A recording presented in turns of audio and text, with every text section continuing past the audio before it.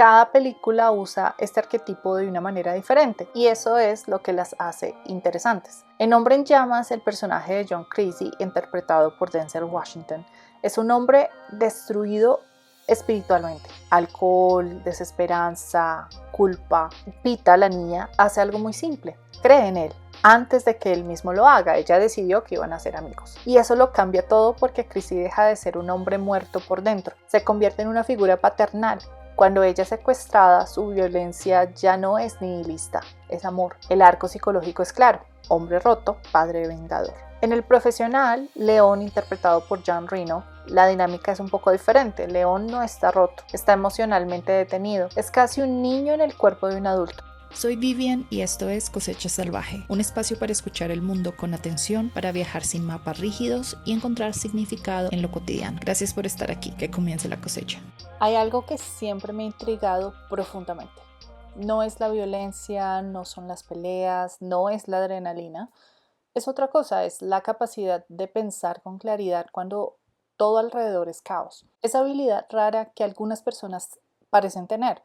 Cuando una situación se vuelve peligrosa, cuando alguien más entra en pánico, cuando todo se acelera, cuando el cuerpo entra en alarma y sin embargo hay alguien que en la habitación no pierde la cabeza. Esa persona que observa, calcula, evalúa, decide y, actúa. Siempre me ha parecido casi sobrenatural, porque la mayoría de nosotros, si somos honestos, no sabemos realmente cómo reaccionaríamos ante una situación de vida o muerte. No lo sabemos. Podemos imaginarlo, podemos fantasear con ello, meterle lógica, decir yo haría esto, yo haría aquello, pero la realidad es que no lo sabemos. Hay un concepto muy interesante en psicología que se llama respuesta de estrés agudo y normalmente habla de 3 respuestas básicas, las 3 Fs. Fight, flight, freeze. Pelear, huir, congelarse. Pero en los últimos años los investigadores han agregado otras 2, complacer y cuidar y entablar amistad. Es decir, personas que intentan apaciguar la amenaza o crear conexión para sobrevivir. Pero aquí está lo interesante. Las fuerzas especiales, los pilotos de combate, los bomberos de rescate, los médicos de trauma tienen algo más, algo que podríamos llamar claridad bajo presión. No es que no sientan miedo, lo sienten, pero el miedo no toma el control del sistema operativo. Y cada vez que veo una película de Jason Statham me pasa algo curioso. No es que crea que las escenas de acción son realistas, yo sé que no lo son, pero hay algo en la personalidad de sus personajes que siempre llama la atención. Este tipo de hombre que no entra en pánico, que siempre parece tener un plan, que mide la situación antes de moverse, no es el héroe impulsivo, no es el tipo que grita, no es el que se lanza sin pensar, es lo contrario, observa, calcula, y entonces actúa. Y eso me hace preguntarme algo que creo que muchas personas se han preguntado alguna vez. ¿Esa capacidad se aprende?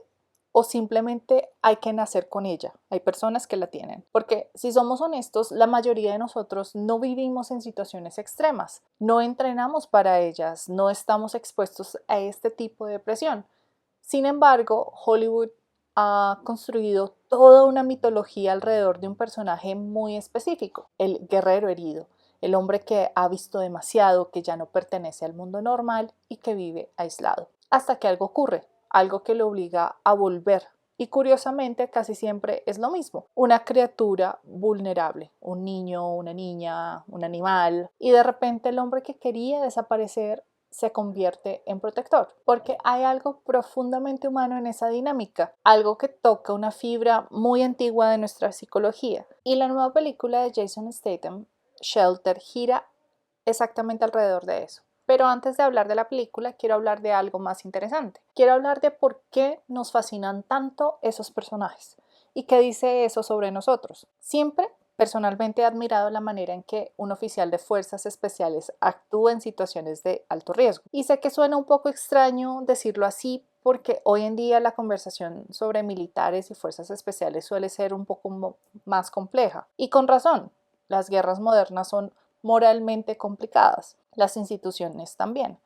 Pero hay algo que a nivel humano sigue siendo impresionante, la capacidad de mantener la cabeza fría cuando todo está en juego. Ahora, también sé que hay excepciones, personas que simplemente no pueden con la presión, que colapsan, que cometen errores, que ponen su vida y la de los demás en peligro. Y eso también es profundamente humano. Pero cuando ves a alguien que sí puede hacerlo, hay algo casi hipnótico en observarlo, como si el tiempo se moviera diferente para esa persona, como si mientras todos corren esa persona caminara, observando, midiendo, decidiendo. Y cada vez que veo una película de este hombre, Jason Statham, siento un poco esa sensación, no porque crea que el cine refleja la realidad, no, sino porque sus personajes suelen tener esa cualidad. No importa la historia, el contexto o el enemigo, la personalidad es casi siempre la misma. Un hombre extraordinariamente preparado, un hombre que sabe cómo actuar frente al peligro, incluso cuando sabe que su vida está en juego. Y eso me hace pensar en algo que siempre me ha intrigado, el poder de pensar cuando corremos peligro. No reaccionar, pensar, porque el miedo cambia el cerebro. Esto no es una metáfora, es biología.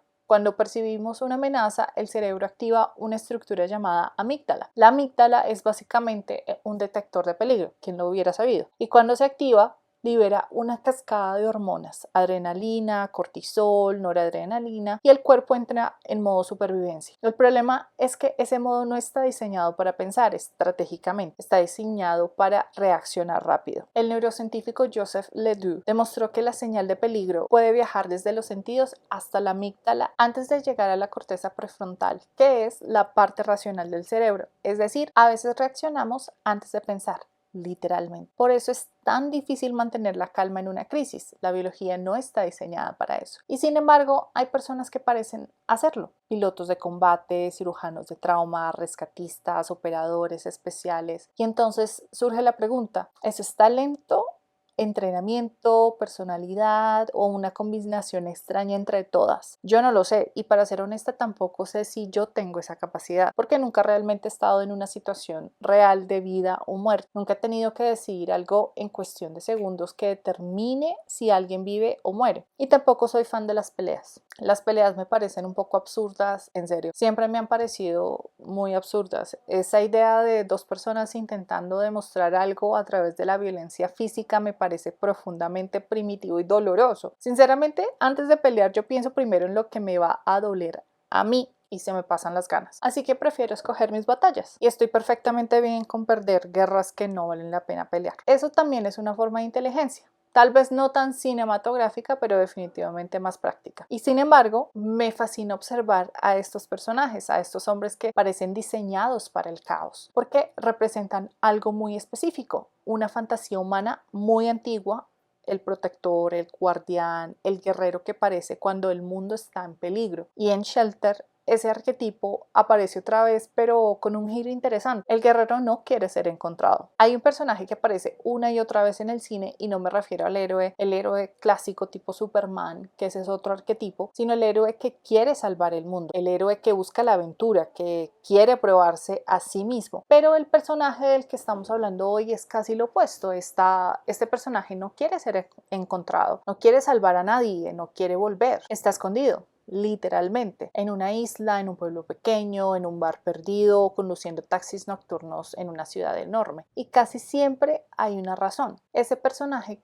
es lo que podríamos llamar el guerrero exiliado. Y el protagonista de Shelter, Michael Mason, encaja perfectamente en ese molde. En la historia, Mason es un antiguo asesino gubernamental, un hombre entrenado para operaciones que probablemente nadie reconoce oficialmente, que no aparecen en conferencias de prensa y que no reciben medallas públicas. Y como ocurre muchas veces con ese tipo de personajes, el pasado no desaparece. Mason se ha escondido en una isla remota frente a la costa de Escocia. Es un lugar frío, aislado, lejos del ruido humano, hasta que ocurre algo. Siempre ocurre algo. Una tormenta, un accidente, una persona vulnerable y en este caso una niña, como ya lo habíamos hablado. Y en un solo acto todo cambia porque Mason la rescata.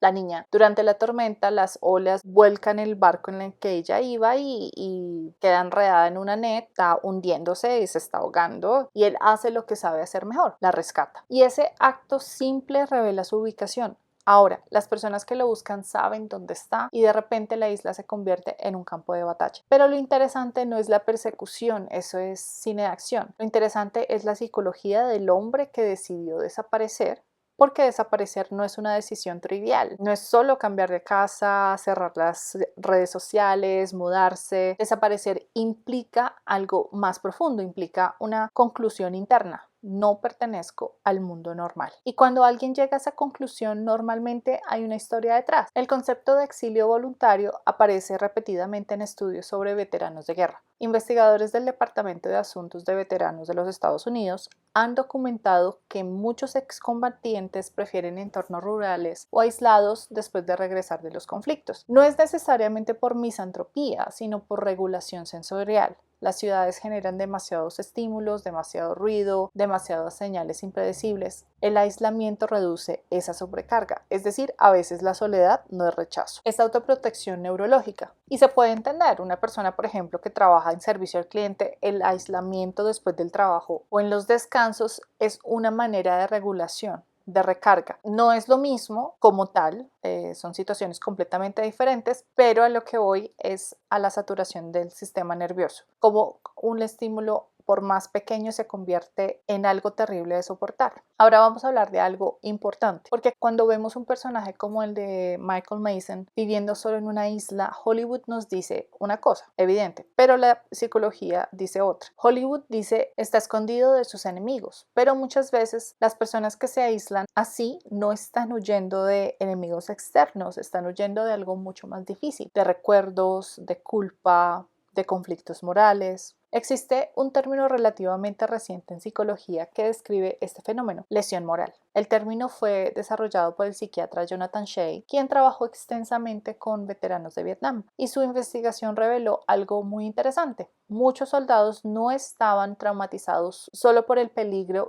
o la violencia, estaban traumatizados por algo mucho más profundo, por acciones que sentían que violaban su propio sistema moral o por situaciones en las que sintieron que participaron en algo injusto o por órdenes que siguieron aunque sabían que estaban mal. La lesión moral no es exactamente lo mismo que el trauma de estrés postraumático. El PTSD está más relacionado con el miedo extremo y amenaza a la vida. La lesión moral está relacionada con vergüenza, culpa y pérdida de identidad moral. Cuando eso ocurre, muchas personas llegan a una conclusión devastadora: soy peligroso para otros. Y cuando alguien cree eso, la solución lógica parece ser el exilio.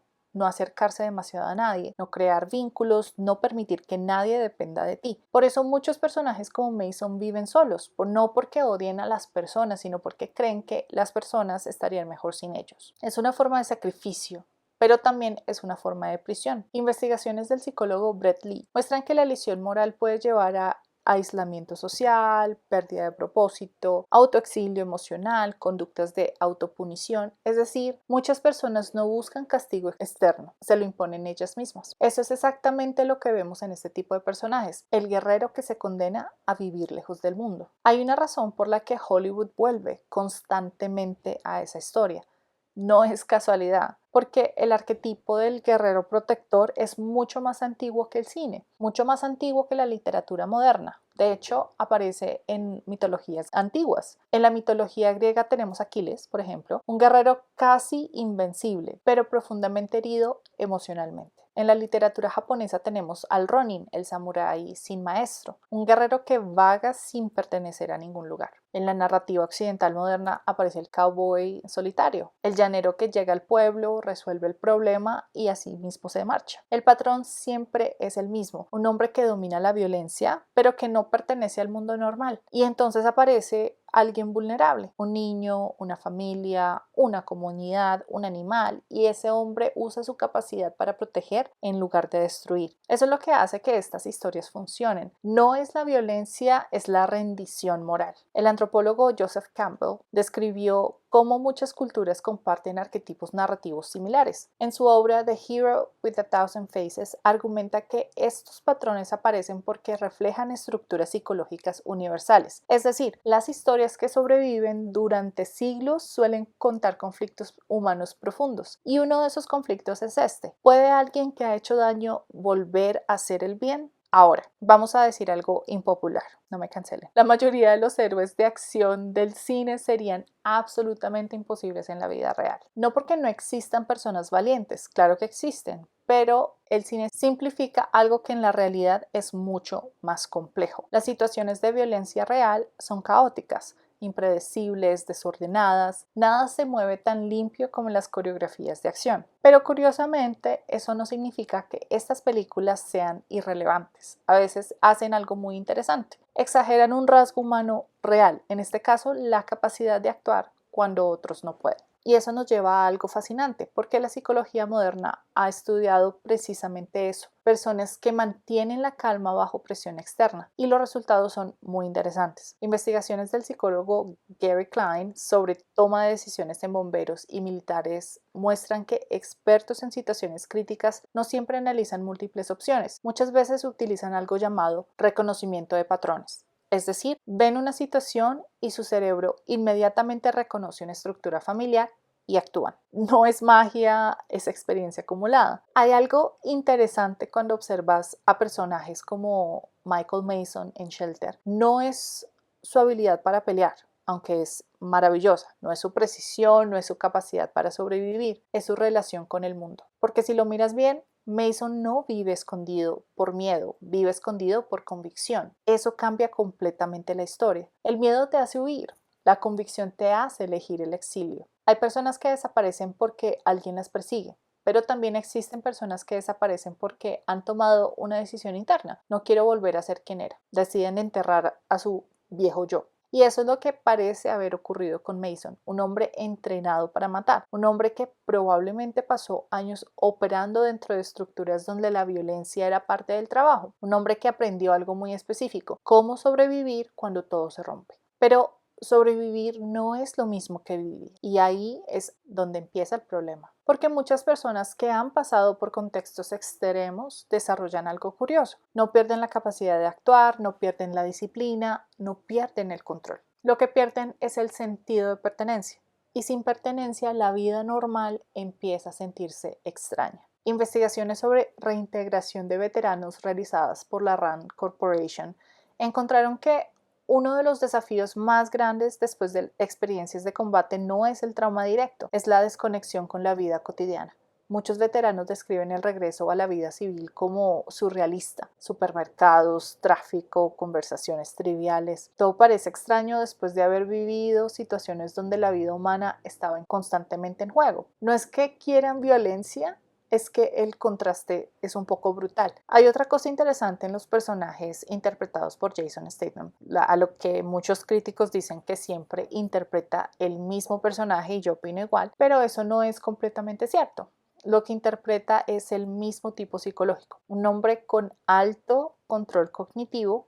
Eso significa varias cosas. Primero, baja impulsividad. Mason no reacciona emocionalmente. Él observa, analiza y luego actúa. Segundo, regulación emocional elevada. No significa que no sienta miedo. Significa que el miedo no toma el volante. Y tercero, pensamiento táctico constante. Las personas entrenadas para operaciones de alto riesgo desarrollan algo que podríamos llamar como mentalidad de escenarios. Siempre están evaluando salidas, amenazas, puntos de ventaja, movimientos posibles. Es casi como si el cerebro estuviera jugando ajedrez todo el tiempo, incluso cuando no hay tablero. Estudios del psicólogo Carl Weill sobre manejo de crisis muestran que las personas que responden mejor en situaciones extremas suelen compartir una característica: capacidad de crear sentido en tiempo real, el famoso sense making. No reaccionan al caos, intentan entenderlo rápidamente. Esto es exactamente lo que vemos en personajes como Mason. No se mueven por impulso, se mueven por interpretación rápida del entorno. Ahora llegamos al punto donde la historia realmente empieza, porque todo sistema psicológico tiene reglas internas, y Mason parece vivir bajo algunas muy claras. Regla 1. Mantente invisible. Regla 2. No te vincules emocionalmente. Y regla 3. No vuelvas al mundo que dejaste atrás. Estas reglas funcionan perfectamente hasta que algo ocurre, en este caso la aparición de la niña. Y aquí ocurre algo fascinante, porque normalmente el trauma se activa por amenazas, explosiones, violencia, peligro, pero en este caso ocurre lo contrario. Lo que se activa en Mason es el instinto protector, no miedo, protección. Y ese instinto rompe completamente su sistema de reglas, porque ahora tiene dos fuerzas internas en conflicto. Su estrategia de supervivencia, el que él dice que se mantenga invisible, que no se involucre, que no regrese, y el instinto moral, el que dice que la debe proteger, ayudarla, no abandonarla. Y cuando esas dos cosas chocan, empieza la historia. El psicólogo evolutivo David Buss ha documentado que los humanos poseen respuestas muy fuertes hacia la vulnerabilidad infantil, incluso en contextos culturales muy diferentes. Las personas muestran activación emocional intensa cuando un niño está en peligro. Esto sugiere que el impulso protector hacia menores tiene raíces evolutivas profundas. En otras palabras, nuestro cerebro está cableado para reaccionar cuando un niño necesita ayuda. Aquí aparece algo que el cine ha usado muchísimas veces y no es casualidad. La historia del guerrero redimido por un niño lo vemos en películas como Hombre en Llamas, El Profesional, llamada también El Perfecto Asesino, y también en Logan. Pero cada película usa este arquetipo de una manera diferente y eso es lo que las hace interesantes. En Hombre en Llamas, el personaje de John Creasy, interpretado por Denzel Washington, es un hombre destruido espiritualmente. Alcohol, desesperanza, culpa. Pita, la niña, hace algo muy simple. Cree en él. Antes de que él mismo lo haga, ella decidió que iban a ser amigos. Y eso lo cambia todo porque Chrissy deja de ser un hombre muerto por dentro. Se convierte en una figura paternal. Cuando ella es secuestrada, su violencia ya no es nihilista, es amor. El arco psicológico es claro. Hombre roto, padre vengador. En El Profesional, León, interpretado por Jean Reno, la dinámica es un poco diferente. León no está roto, está emocionalmente detenido. Es casi un niño en el cuerpo de un adulto.